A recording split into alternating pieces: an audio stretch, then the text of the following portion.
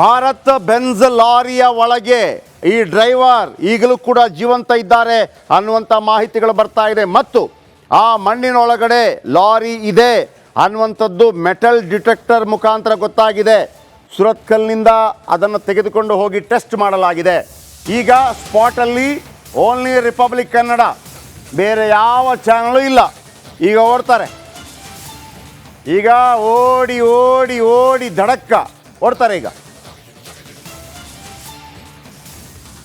ಘಟನಾ ಸ್ಥಳದಿಂದ ground report Nagendra and team. Nagendra ಜೊತೆ ಕ್ಯಾಮರಾಮ್ಯಾನ್